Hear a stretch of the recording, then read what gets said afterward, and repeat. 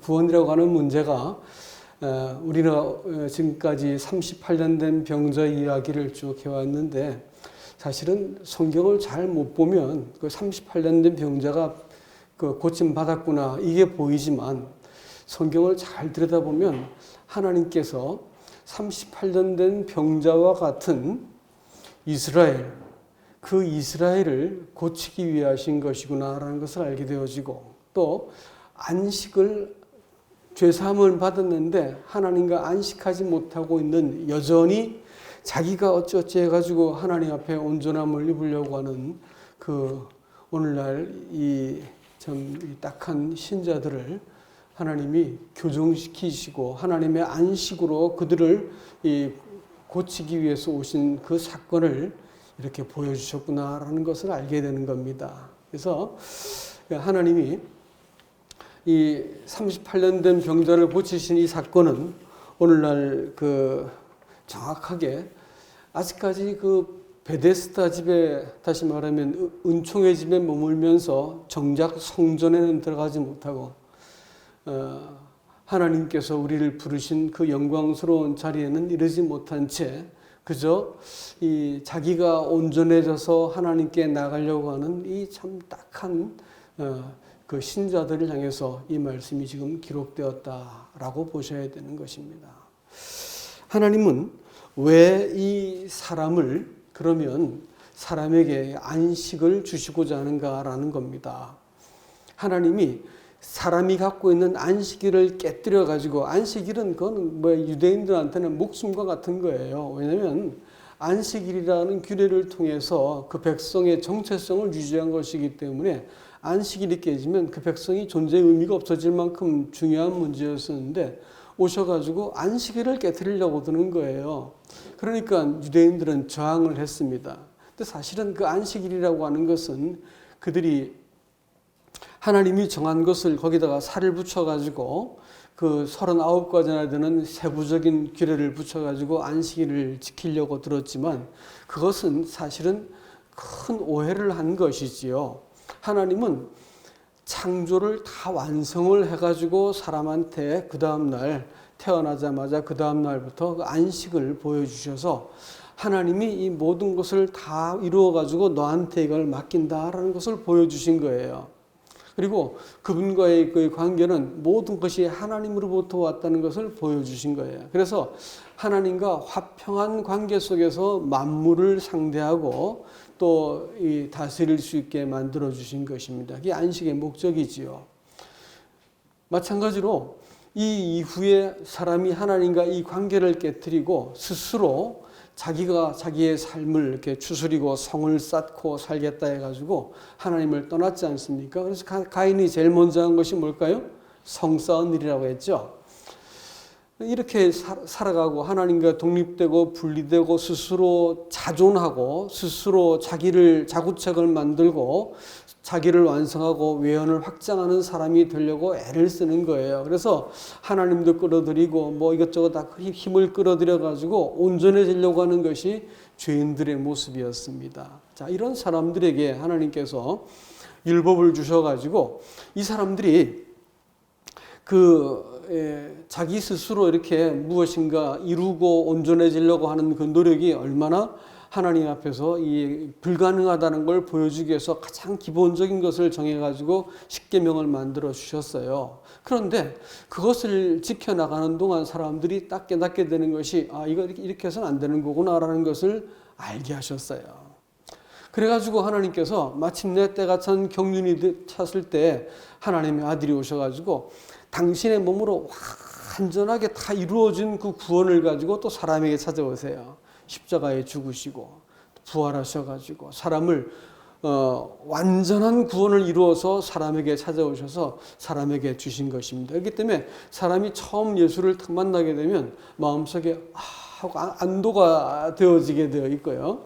이 하나님 앞에서 비로소 내가 다투고 붙들고 자기를 막 세워야 되고 인생을 고민하고 노후를 걱정하고 뭐 성공해야 되고 이겨먹어야 되고 자기를 성취해야 되고 뭐 이런 이 수고로운 삶의 짐을 비로소 탁 내려놓고 하나님이 내 인생의 목적이시고 또 당신이 방법이시기도 하고 당신이 내 모든 삶의 길과 길에 빛이 되고 힘이 되시는구나라는 것을 알면서 삶이 하나님께 이렇게 속하게 되어지는 이것이 우리는 이제 거듭남이다 이렇게 말을 하는 거예요.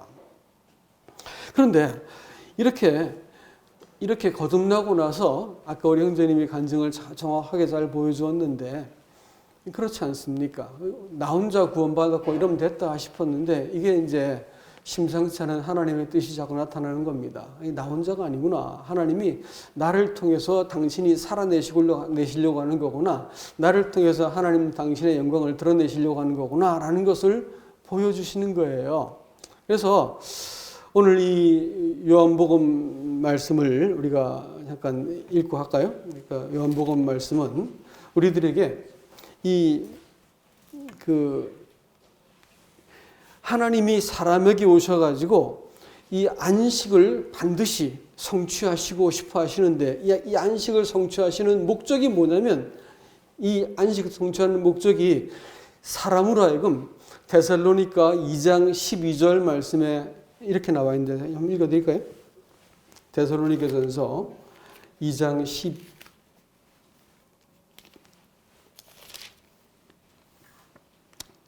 2절 보면 이렇게 되어 있습니다. 이는 너희를 부르사 자기 나라와 영광에 이르게 하시는 하나님께 합당히 행하게 하려 함이라.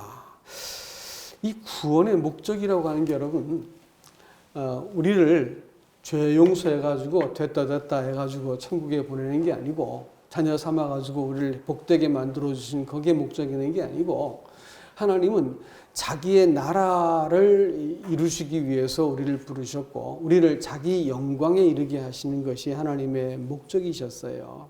그러니까 사람이 억지로 만들어서 하나님께 나가려고 했던 그 자리를 네가 들고 일어나라 이렇게 해가지고 그 병자를 고치지 않습니까?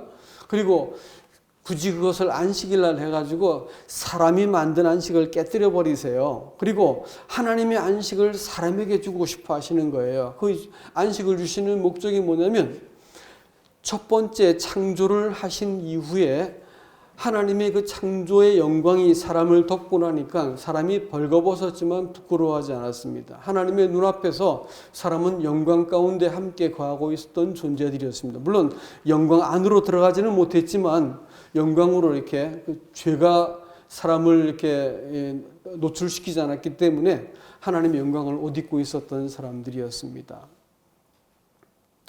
이런 사람을 하나님께서 이 사람을 자기 영광으로 회복시켜 주시길 원하고 그 다음에 하나님의 나라, 다시 말하면 하나님이 통치하시는 그 나라를 원하신 것이에요.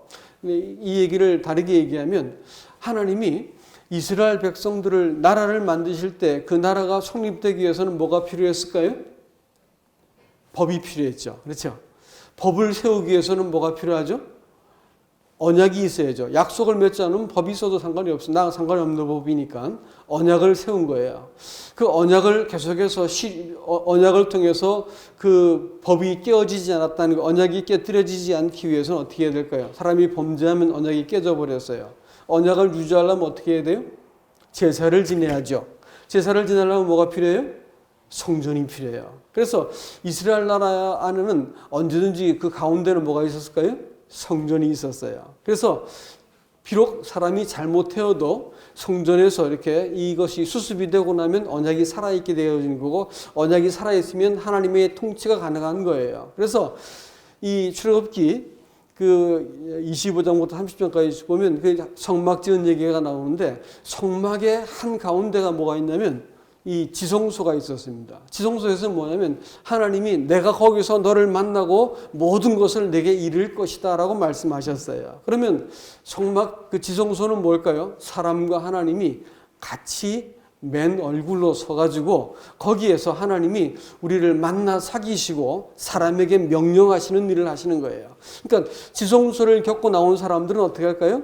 하나님의 마음과 뜻으로 행할 수 있게 되는 것이겠지요. 그러니까 하나님의 통치가 가능한 백성들이 되려면 뭐가 있어야 될까요? 가운데 성전이 있어야 되는 거예요. 그렇죠?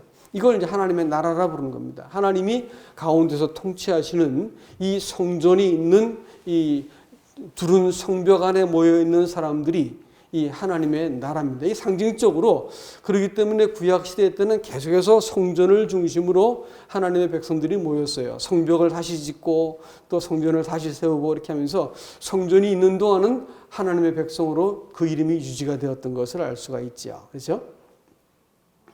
그래서 하나님이 이 하나님의 나라와 영광에 이르게 하기 위해서 안식을 주시기 위해서 하나님은 안식의 주인 되시는 예수님을 사람한테 소개시키고 계신 거예요. 그래서 이 안식을 통해 이를 통해서 38년 된 병자를 고치신 이유가 뭐냐면 예수님이 어떤 분인지를 보여주셔야 되는 겁니다. 그래야지 예수를 보고 예수를 알아야만 안식할 수 있는 것이고 예수를 알고 있는 사람만이 이 땅에서 살면서도 우리가 능히 하나님의 나라로 살 수 있고 하나님의 영광을 내가 우리 가운데서 나타내 보일 수 있는 거예요. 영광이라는 말이 카보트라는 말인데 그 뭔 뜻이냐면 완전하다, 충만하다, 꽉 차다라는 뜻이에요. 그러니까 우리가 알기 쉽게 하는 말로 하면 이렇게 말할 수 있습니다. 영광이라는 것은 하나님이 하나님 되심을 나타내 보일 때 영광이다 이렇게 말하는 거예요. 뭐라고요?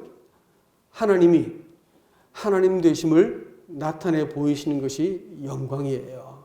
그러니까 말이죠, 여러분. 창조를 하실 때 하나님의 말씀이신 예수 그리스도께서 이 창조의 대행자가 되셔서 만물을 지으니까 영광이 가득했습니다. 예수님께서 이 땅에 오셔가지고 구속자가 되시기 위해서 이 땅에 오셨더니 사람들이 그 영광을 보니까 뭐라고요? 하나님의 영광이 가득한 거예요. 은혜와 진리가 충만하고 독생자의 영광이 가득했다 이렇게 말을 합니다. 하나님이 자신을 나타내 보이신 것이 예수님이라는 거예요. 예수님께서 십자가를 앞에 두고 내가 받을 영광이라고 표현하셨습니다.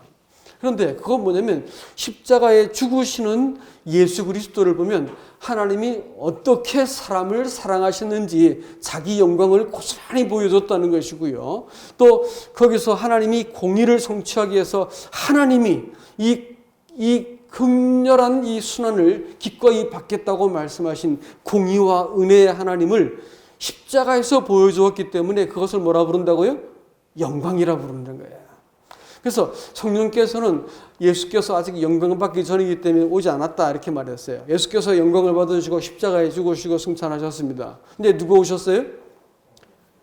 하나님이신 성령이 또 오셔야 되죠. 무엇에 근거해서요? 이 영광의 근거에서 하나님의 성령이 사람에게 오십니다. 그래가지고 이 사람에게 하나님을 계시하시고 이 사람한테서 하나님이 거하시기 적합한 성전으로 우리를 만들어 가시는 일들을 하나님이 하시겠다는 거예요. 이게 성령께서 우리 마음속에 오신 이유입니다. 그래서 오늘 이 요한복음 5장 말씀이 이렇게 되고 있죠. 다 같이 한번 요한복음 5장으로 가겠습니다. 5장 30절 말씀부터 조금 제가 30절부터 47절까지인데 너무 길어가지고 제가 부분 잘라서 읽어드릴게요. 내가 아무것도 스스로 할 수 없노라. 든 대로 심판하노니 나는 나의 뜻대로 하려 하지 않고 나를 보내신 이의 뜻대로 하려 함으로 내 심판은 의로우니라. 내가 만일 나를 위하여 증언하면 내 증언은 참되지 아니하되 나를 위하여 증언하신 이가 따로 있으니 나를 위하여 증언하시는 그 증언이 참인 줄 아노라. 너희가 요한에게 사람을 보내며 요한이 진리에 대해 증언하였느니라. 그러나 나는 사람에게서 증언을 취하지 아니하노라. 다만 이 말을 하는 것은 너희로 구원을 받게 하려 함이라. 쭉 나오고 이거 설명은 제가 나중에 필요하면 해드리겠습니다. 이 38절 보면 그 말씀이 너희 속에 거하지 아니하니 이는 그가 보내신 이를 믿지 아니함이라. 너희가 성경에서 영생을 얻는 줄 생각하고 성경을 연구하거니와 이 성경이 곧 내게 대하여 증언하는 것이라. 그러나 너희가 영생을 얻기 위하여 내게 오기를 원하지 아니하는도다. 나는 사람에게서 영광을 취하지 아니하노라. 다만 하나님을 사랑하는 것이 너희 속에 없음을 알았노라. 나는 내 아버지의 이름으로 왔음에 너희가 영접하지 아니하나 만일 다른 사람의 이름으로 다른 사람이 자기 이름으로 오면 영접하리라. 너희가 영광을 취하고 서로 영광을 취하고 유일하신 하나님께로부터 오는 영광을 구하지 아니하니 어찌 나를 믿을 수 있겠느냐. 뭐 이렇게 여기까지만 읽겠습니다. 지금 여기서 읽은 본문이 세 가지 증언이 나와요. 누구의 증언이냐면 요한을 통한 아버지의 증언이 있고요. 그 다음에 아들께서 스스로 자기 일을 통해서 내가 하나님께서로부터 온 사람인 것을 믿으라라고 스스로 증언하시는 게 있고요. 그 다음에 세 번째가 뭐예요? 성경의 증언입니다. 왜 하나님과 성경과 아들 자신이 이걸 증언하셔야 될까요? 그것은 안식의 근본이, 안식의 주인이 예수님이기 때문에 그래요. 오늘날 그리스도인들이 죄 사함을 받았는데 예수를 모르기 때문에 하나님의 통치가 뭔지, 평안이 뭔지, 능력이 뭔지, 하나님 나라가 어떻게 이루어지는지, 하나님의 영광이 우리를 통해서 어떻게 나타나는지 아무것도 모르는 거예요. 그러니까 구원받고 세월이 좀 지나도 여전히 철부지인 이유는 다른 데 있는 게 아니고 이 예수를 몰라서 그러는 거예요. 그래서 하나님께서 이렇게 하나님과 성령과 성경과 아들 자신이 우리에게 뭘 준 거예요? 예수 그리스도를 증언하고 있는 것입니다. 하나님은 요한이 침례를 베풀 때 물에서 올라오는 그 아들을 보고 이는 내 사랑하는 자다 이렇게 아들이다 이렇게 표현하십니다. 이 증언을 성도가 받습니다. 그래서 성도가 어느 날 하나님을 알게 될 때 마음 깊은 곳에서 너는 내 사랑하는 자식이다라는 것을 말씀하세요. 성경을 읽을 때 하나님께서 내가 어떤 기도를 할 때나 묵상을 할 때 네가 내 자식이다라는 것을 똑똑하게 말씀해 주세요. 성령께서는 우리가 하나님의 자녀인 것을 증거하시기 때문에 어떤 상황에서도 내가 책망받을지언정 정죄받지 않는 자식으로 딱 만들어 주신다고요. 그래서 이 증언을 받은 사람들은 내가 뭘 잘해야 되고 잘못하면 내가 안절부절 못하고 뭐 이래가지고 내가 내 스스로를 하나님께 온전한 자로 세우려고 하는 사람들은 결코 경험할 수 없는 하나님으로부터 오는 증언을 받은 사람들은 마음속에서 하나님을 사랑하게 됩니다. 그리고 정죄받지 않고 하나님을 대면할 수 있게 되어지는 이 증언이 그리스도인들에게 필요하지요. 두 번째, 이 아들이 또 자신의 일을 증언하세요. 내가 너에게 하는 일을 보고 믿으라 이렇게 말씀하셨고, 우리 지난 시간에는 뭐냐면 너희가 더 큰 일을 하리라라고 말하냐. 왜냐하면 내가 아버지께로 가기 때문에 너희가 더 큰 일을 할 거다라고 말씀하세요. 예수님께서 무슨 일을 하시냐면 믿는 자의 마음속에 찾아오셔가지고 자기 이름으로 구하는 것에 대해서 경청하시고 우리로 하여금 그 아들이 아버지의 일을 행할 수 있게 만들어 주신다는 거예요. 여러분, 엑수시아라고 하는 말이 성경에서는 권위라고 표현되어 있어요. 능력이라고 번역되어 있는데 그리스도인들이 아들이 아버지의 뜻을 알고 아버지의 일을 하게 되질 때 아버지의 그 영광과 아버지 자신이 딱 드러나는 것을 그걸 권위라고 말하는 거거든요. 그렇기 때문에 그리스도인들이 아버지의 일을 하고 아버지의 마음으로 처신을 하게 될 것 같으면 거기 뭐가 있을까요? 권위가 있어요. 성도가 이렇게 말을 하고 처신을 하고 뭐 할 때 내가 뭘 많이 아는 것처럼 하고 뭐 내가 이렇게 능력 있고 은사 있는 것처럼 막 이래가지고는 그것은 아무런 어떤 그 권위가 주어지지 않습니다. 그러나 내가 무엇을 하더라도 하나님 편에 서가지고 하나님께서 하시는 일이고 하나님 뜻이라는 확신이 딱 들 것 같으면 어떨까요? 내가 뭘 해도 그 권위가 있습니다. 사람들이 알아보는 거예요. 딱. 안 그러면요. 사람에게서 난 일을 할 것 같으면 저 사람들이 나를 인정해 주지 않으면 어떻게 할까? 내가 칭찬받지 않으면 어떻게 할까? 내가 내가 잘못했다고 말하면 막 분노하고 어쩔 줄을 몰라고 막 삐져가지고 그걸 막 이렇게 싸우려고 들어요. 왜 그럴까요? 왜 그럴까요? 엑수시아가 없어서 그런 거예요. 하나님으로부터 온 일이 아니기 때문에 그 처신이 눈치를 보고 사람하고 관계를 따져보고 내가 이 사람한테 인정받나 안 받나를 자꾸 따져보려고 그러는 거예요. 모세가 그랬어요. 모세가 40살 때는 사람을 죽여놓고 아주 거룩한 명분으로 하나님 일을 한다 했지만 사람을 죽였잖아요. 그러고 나서 어떻게 했어요? 두리번거리고 다른 사람들이 나를 인정해 주는가, 더 보았을까 안 보았을까, 뭐 이거 자꾸 따져보고 있었습니다. 그때는 자격이 없는 사람이었어요. 80세가 될 때는 누가 뭐라고 해도 하나님 앞에서 하나님의 일들을 그 바로 앞에 당당히 서가지고 말을 하기 시작했습니다. 엑수시아입니다. 하나님의 일, 그것이 그것이 하나님이 아들됨을 증명하셨고 또 너희가 그 열매로 너희를 알리라라고 요한복음 14장으로도 말하고 있는데 그리스도인들이 하는 이 처신을 가만히 들여다볼 것 같으면 삶을 들여다볼 것 같으면 저 사람이 지금 자기 자신을 세우려고 하는 사람인지 하나님으로부터 오는 것을 갖고 말하는 사람인지를 알 수가 있는 거예요. 엑수시아가 있고 없고 차이입니다. 세 번째가 성경이 증언을 하세요. 이 성경의 증언은 이 율법을 그렇게 공부해도 정작 이 안식일의 주인이신 성경이 예수님께 대해서 증언했는데 정작 예수님을 몰라보는 거예요. 왜 그럴까요? 왜 그럴까요? 여러분, 안식이 없는 사람들은 제 편에서 무엇인가 이루어야 되겠다고 하는 사람들은 하나님도 이용하고 그리스도도 이용하고 말씀도 이용할 수는 있어요.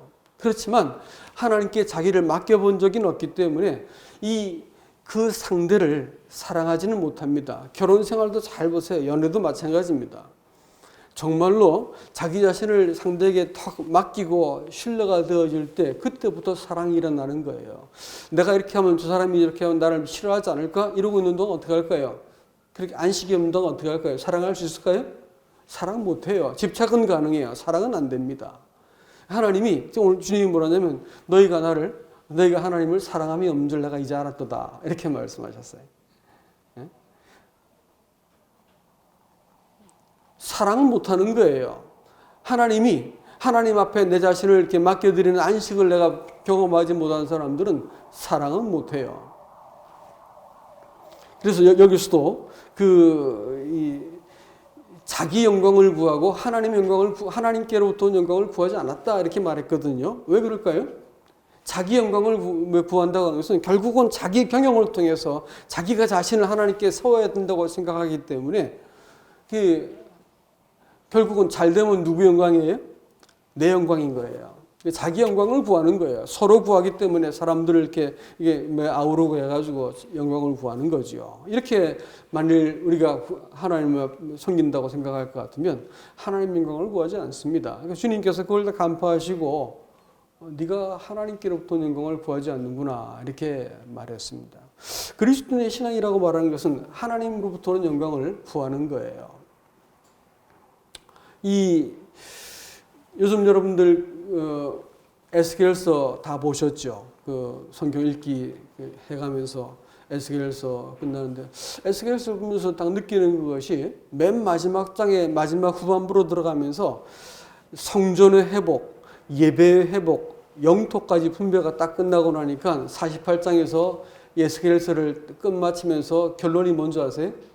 여호와 삼마라는 말입니다. 거기 하나님이 계시다. 하나님의 성전을 바라보고 거기 하나님이 계시다라고 말을 합니다. 그리고 에스겔서가 끝나는 거예요. 그런데 말이죠.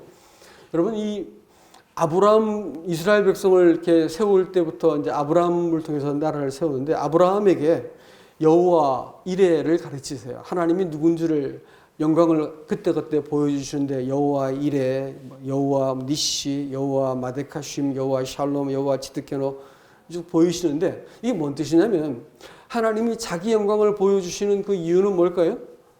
사람이 하나님 영광을 수용하고 하나님의 영광 속에 들어가는 사람들이 창조의 목적대로 되어진 사람이거든요. 우리를 천당 보내고 죄사함 받게 만드는 목적이 아니고 하나님 영광에 적합한 자가 되기 위해서 우리를 부르셨어요. 이게 이 데살로니가전서 2장 12절 말씀에 자기 영광 나라와 영광에 우리를 부르시고 합당하게 행하게 하기 위해서 우리를 구원했다라고 말씀했거든요.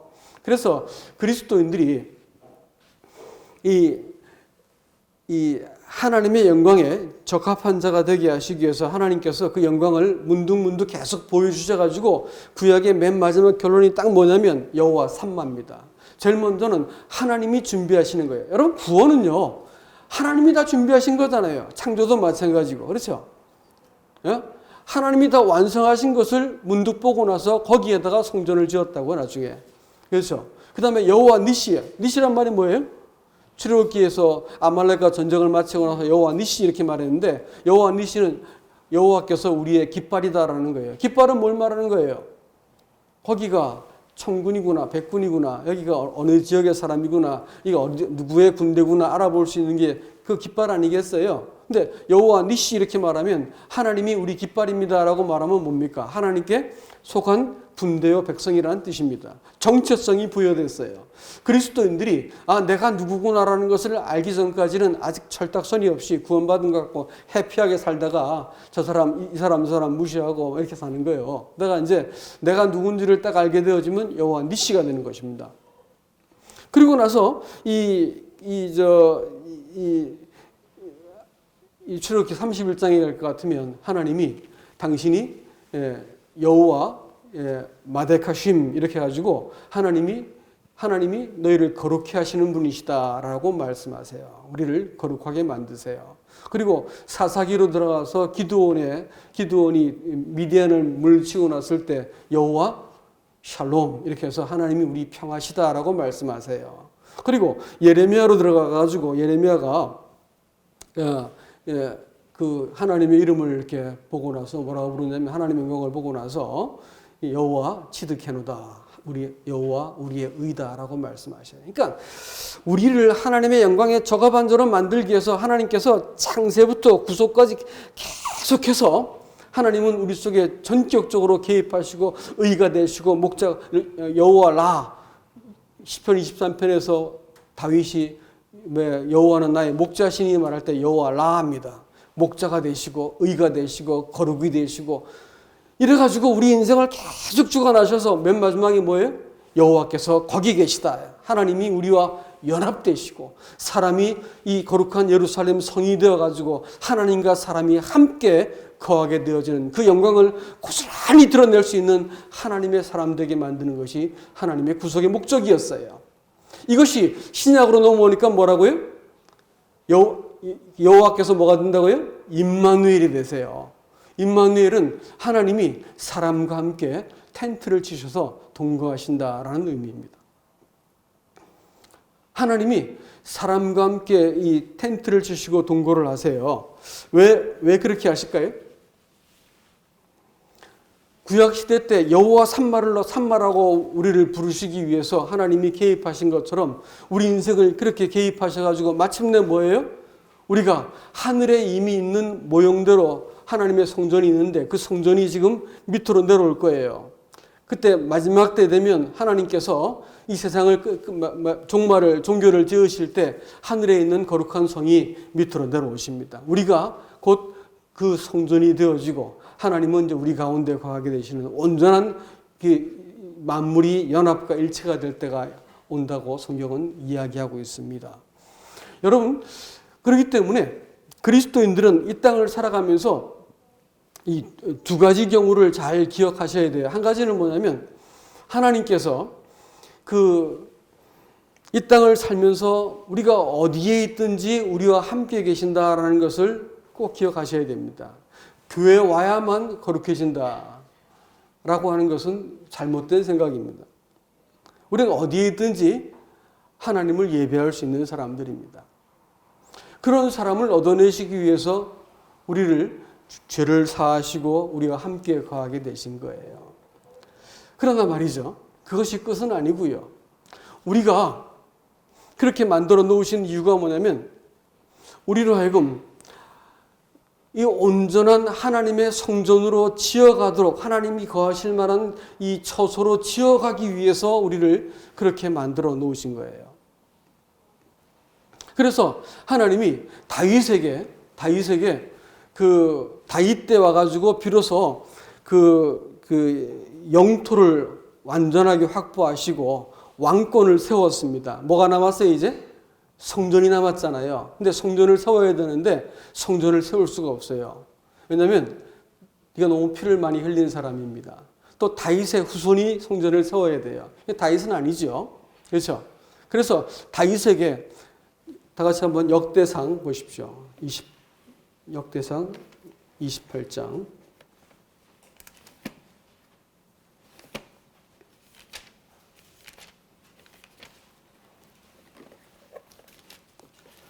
역대상 28장입니다.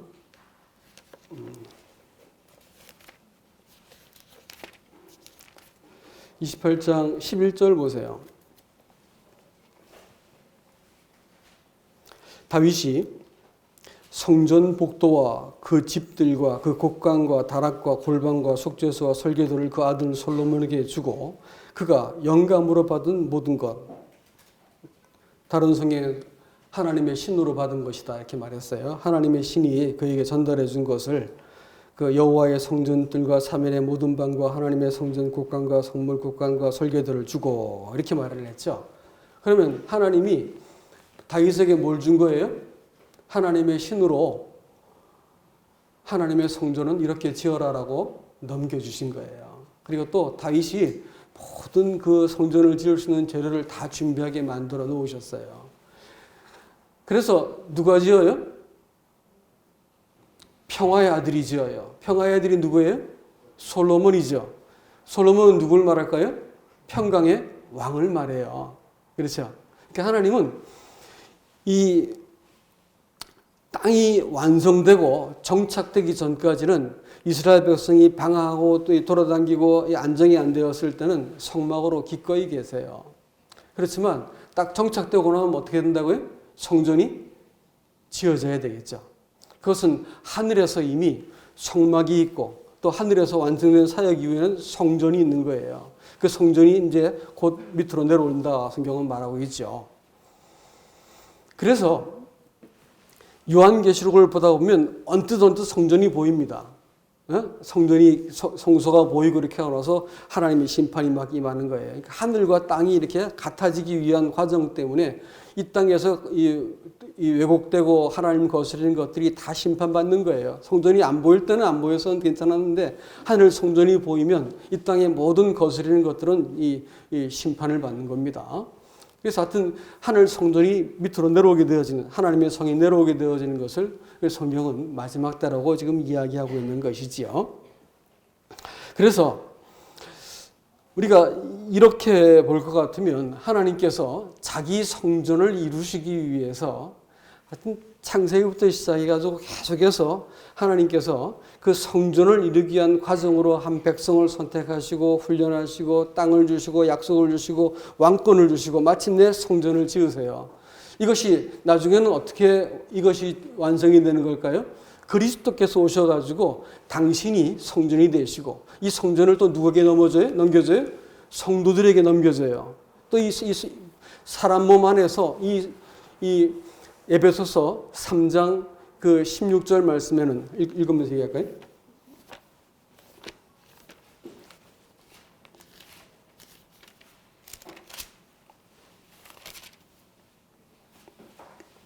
그의 영광의 풍성함을 따라 그의 성령으로 말미암아 너희 속사람을 능력으로 강건하게 하시오며 이렇게 얘기했죠. 하나님께서 하나님의 성령이 그 자기 영광을 드러내시기 위해서 최종적으로 성령을 보내셔가지고 성령이 하나님의 영광의 그 풍성함을 따라서 사람에게 오셔가지고 뭘 만들어내셔요? 성전을 만들어내세요. 근데 그것을 뭐라고 표현하냐면 너희 속사람을 강건케 하옵시고 이렇게 말합니다. 우리가 하나님을 오롯이 모시고 오롯이 그분께 순종하고 그에 합당하게 행하는 사람 되게 하시기 위해서 성령께서 우리 마음속에 찾아오셨다라는 것입니다. 그렇기 때문에 신앙의 모든 과정이라고 말하는 것은 우리가 하나님을 우리의 마음속에 품고 그분을 예배할 수 있는 사람이 되는가라는 문제인 것입니다. 이게 안 되면 신앙생활은 사실은 결국은 자기 뜻과 생각을 채우기 위해서 우리가 살고 하는 것이죠. 여러분, 이 껍데기가 가장 완벽하게 똑같아도 죽정이는 말이죠. 바람이 훅 불면 어떻게 될까요? 날아가 버립니다. 그죠? 자기가 생각할 때 이게 맞아라고 생각해서 그 모양을 잘 다듬고 그리스도인처럼 불었는데 바람이 훅 불어버리니까 어떻게 돼요? 퀴질라만 하니까 날아가 버린 거예요. 바람이 잘못됐을까요? 아니죠. 알곡은 떨어졌잖아요. 날아간 것은 자기 안에 든 것이 없어서 그런 거예요. 바람이 잘못된 게 아니고 그 자신이 잘못된 것이죠. 그렇죠? 그 다음에 홍수가 났어요. 풍파가 났어요. 근데 이만하면 내가 여기다 잘 지으면 되겠다 생각을 했어요. 그래서 자기의 생각과 기대와 믿음과 어떤 모든 걸 총원해서 여기에 이렇게 지으면 신앙이라는 집을 지으면 되겠다 생각해서 지었는데 알고 보니까 풍파가 휘가 와버린 게 어떻게 했어요? 무너져 버렸어요. 풍파가 잘못된 걸까요? 아니에요. 뭐가 잘못됐어요? 다른 집들은 괜찮아요. 반석에 지은 집들은 풍파가 쳐도 문제가 없었다고요. 그러나 그 집은 문제가 생겼어요. 자기가 생각할 때 이렇게 하면 될 것이다라고 지은 집들은 무너져 버렸어요. 예수 그리스도 그분 위에다가 세워진 집이 아닐 것 같으면 그것은 무너지는 거예요. 하나님이 우리 속에 들어오신, 하나님의 성령이 우리 속에 들어오신 이후에 가장 최고의 원수가 누굴까요? 나 자신이에요, 여러분. 나 자신.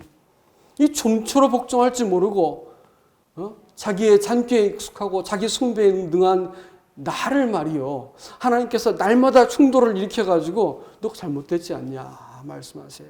하나님 영광에 부적합한 모든 그림자진 것들을 하나하나 걷어내시는 거예요. 그래서 우리 안에서 하나님의 영광에 적합한 사람이 되어서 그 앞에 행할 수 있도록 만들기 위해서 예수 믿고 나서 이 싸움이 멈추지 않는 신앙은 거짓된 겁니다. 여러분 거짓된 거예요. 하나님의 성령이 들어와서 나를 붙드는 그것이 참인 것이고 교회에서 뭐 프로그램하고 뭐하고 해서 간신히 신앙을 유지해 놓는 것은 그건요 훅 날아가 버릴 거예요. 신앙은 본질이 중요합니다. 코로나 이렇게 찾아왔는데 코로나가 잘못됐냐? 아니요. 성경에서 미리 이런 일이 있겠다고 말씀하셨습니다.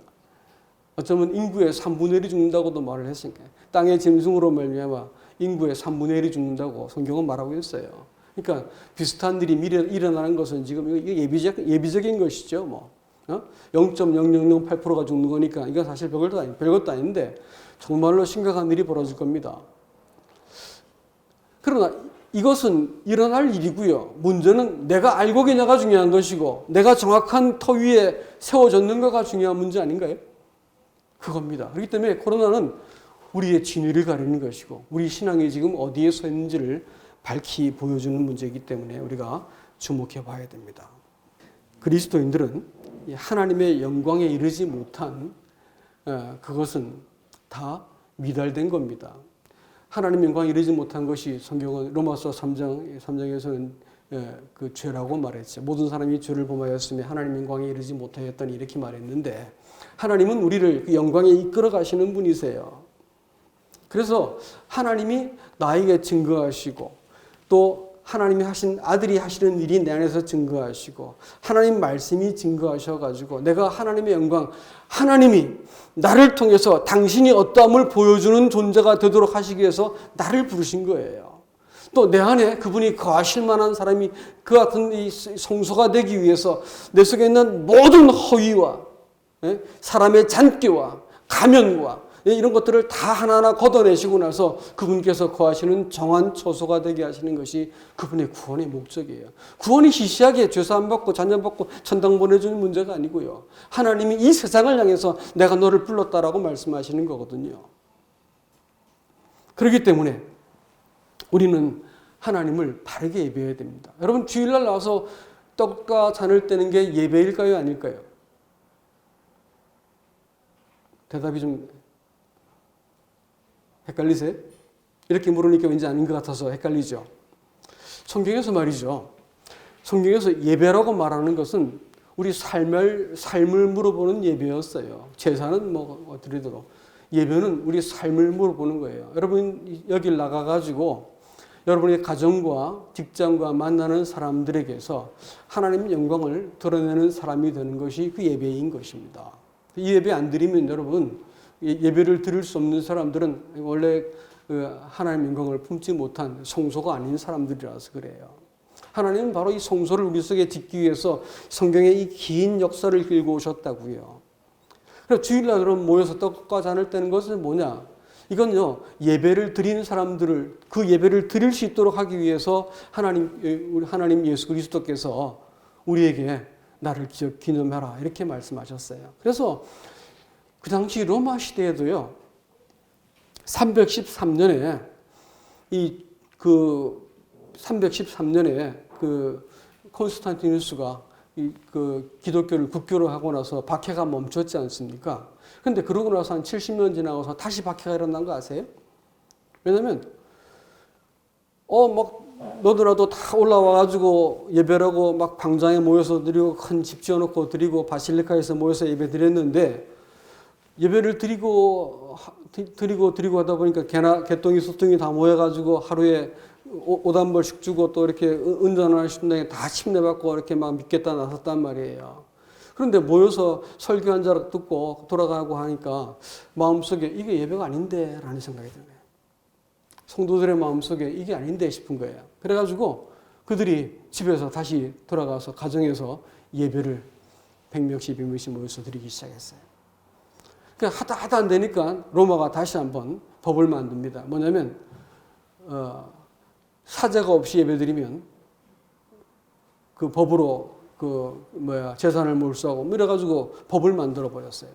그리스도인들이 그걸 다 무릅쓰고 다시 또 지하에서 모이기 시작합니다. 예배가 아니기 때문에 그런 것이죠. 예배가 편리해지 하나님께서 참 하나님은 떡과 잔을 나를 이렇게 해서 나를 기억하라라고 말씀했고 제자들은 떡을 떼기 위해서 모였다라고 말하는 그것은 예배드리기 위해서 모인 것이 아니고 주의 명령에 의해서 모였던 거예요. 그것은 예배를 드릴 수 있게 하기 위한 것이었습니다. 떡과 잔을 떼고 모이기를 피하는 어떤 사람들의 습관같이 하지 않고 그들이 여러 가지 변명을 대어가지고 모이지 않았겠지만 그러나 모여가지고 그들이 굳이 박해와 어떤 그런 것을 무릅쓰고 모였던 이유는 한 가지였습니다. 명령이셨기 때문에 그런 거예요. 내 인생을 또 이 교회를 누가 명령하는가에 따라 가지고 최종적인 명령을 하는 자가 소유권자입니다. 교회는 누가 명령할 수 있는 거예요? 누가 명령하는 거죠? 대답해 보세요. 누가 명령하는 거예요? 예수 그리스도가 명령하는 거죠. 하나님이 명령하는 거죠. 네, 그렇습니다. 여러분, 이런 일이 그냥 일어난 것도 아니고 옛날도 있었어요. 옛날에도 정권을 유지하기 위해서 여로보암이 갈 것 없다 할 것 없다.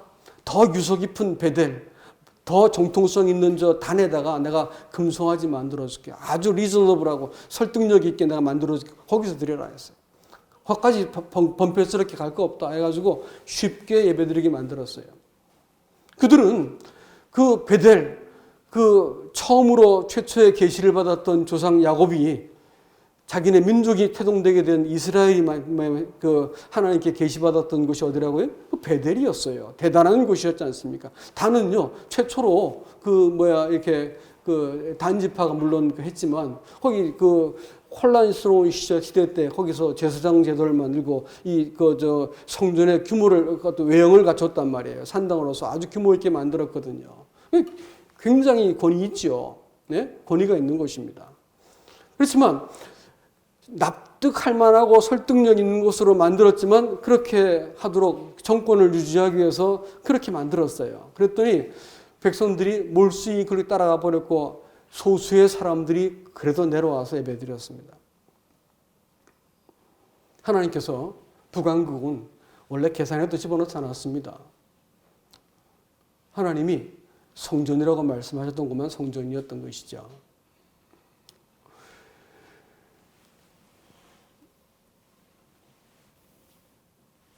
이스라엘 백성들이 바벨론 포수를 하고 돌아간 이후에 95%의 사람들은 살만하고 편안하고 거기서도 시나고그 있고 회당이 있으니까 그럭저럭 예배드리고 성전 짓는 데 올라가지 않았습니다.